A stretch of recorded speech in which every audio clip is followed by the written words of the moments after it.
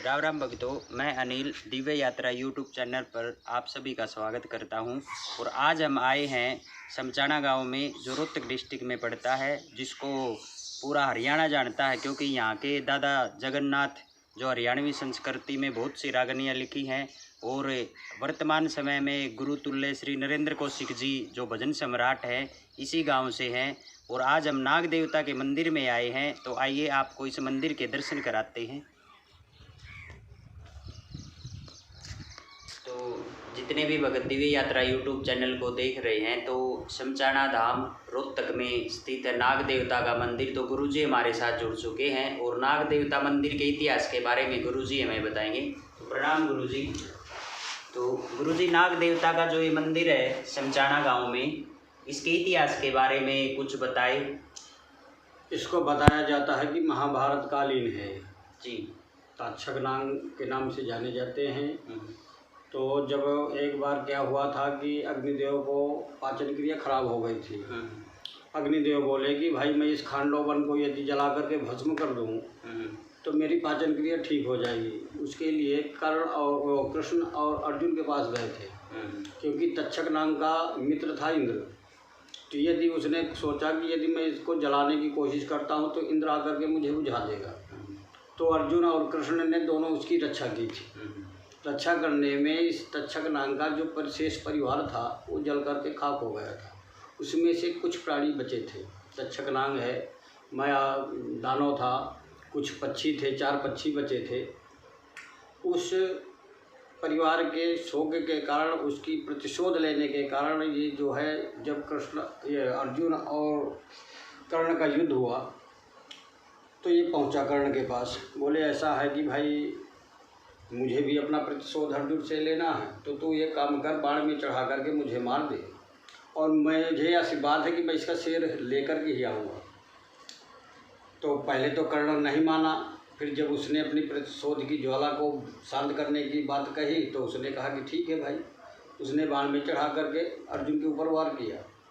भगवान कृष्ण ने जब देखा कि ये तक्षक नाग आ रहा है, ये तो सर लेकर के अर्जुन का जाएगा, उन्होंने रथ को दबा दिया।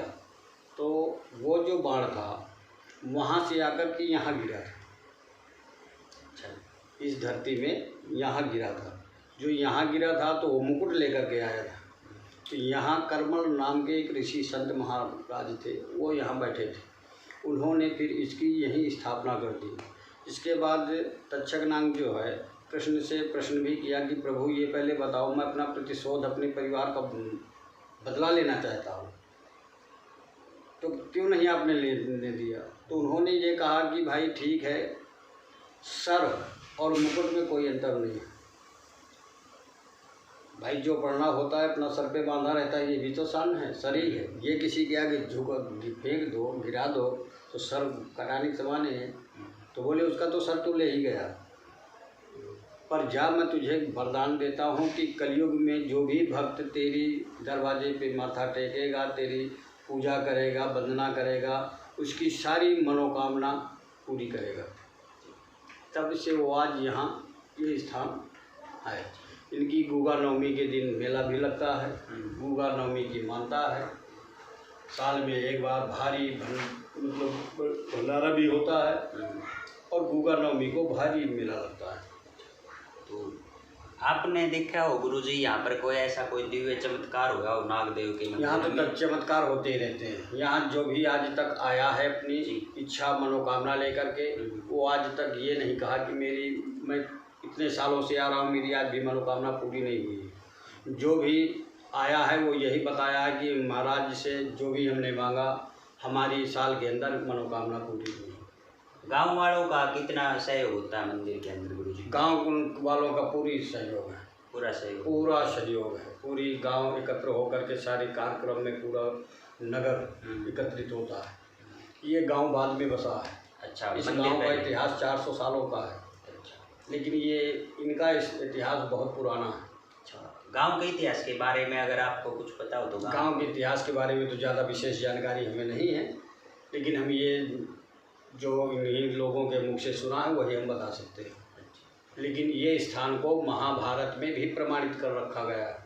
अच्छा, उसमें भी इनका लेख मिलता है महाभारत में। जो महाभारत पुराण है हमारा शास्त्र है, उसमें भी इनका लेख है तक्षक नाम का, और अर्जुन का खांडोवन जलाने का।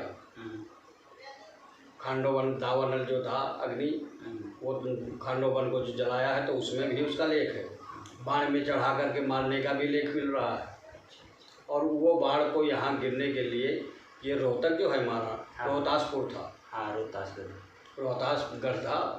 और रोहतासगढ़ से 12 कोस पूर्व तो ये नगरी हो गई। हाँ, यहाँ से इतना ही पड़ता है। हाँ, इतना ही गुरुजी। तो सारे प्रमाण जो मिल रहे हैं इसको साबित कर रहे हैं, ये तीर्थ स्थानों में है। तो गुरुजी ने बताया कि यहाँ नागदेव के मंदिर का पूरा इतिहास है।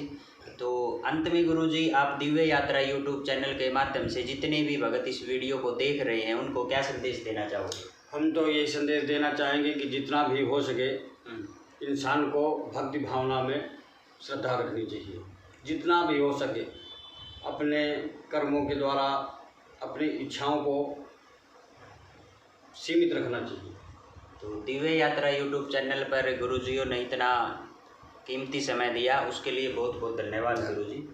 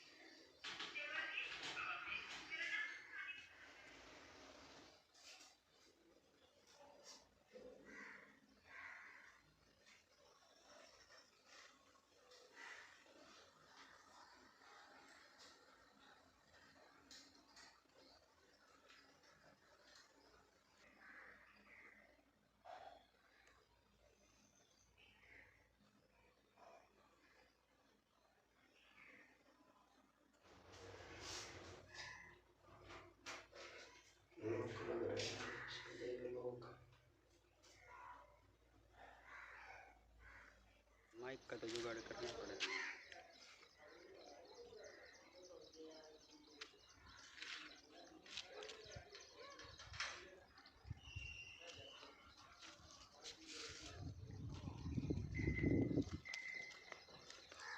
सीढ़ी का देख वो साइड तक रुक जाए, फोटो खींच लेंगे 2-4।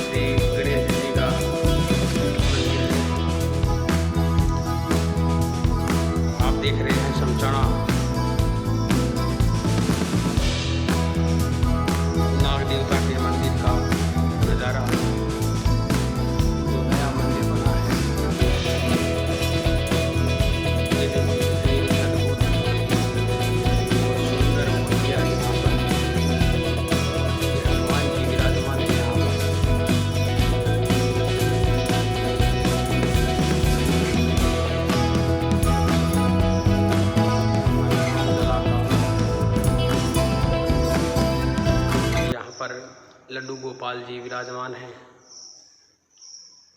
ये सरस्वती माता की बड़ी अद्भुत और दिव्य प्रतिमा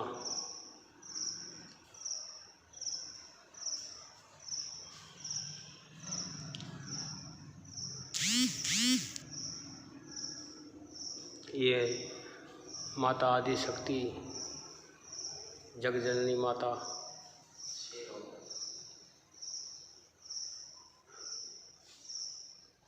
साक्षात विराजमान है यहाँ पर।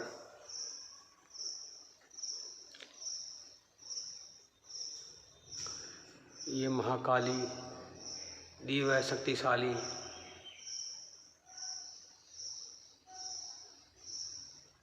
आदि शक्ति का एक स्वरूप यह भी है। ये काल भैरव जी यहाँ पर विराजमान है। बड़े ही सुंदर और अद्भुत ढंग से यहाँ पर शिवलिंग की स्थापना की हुई है।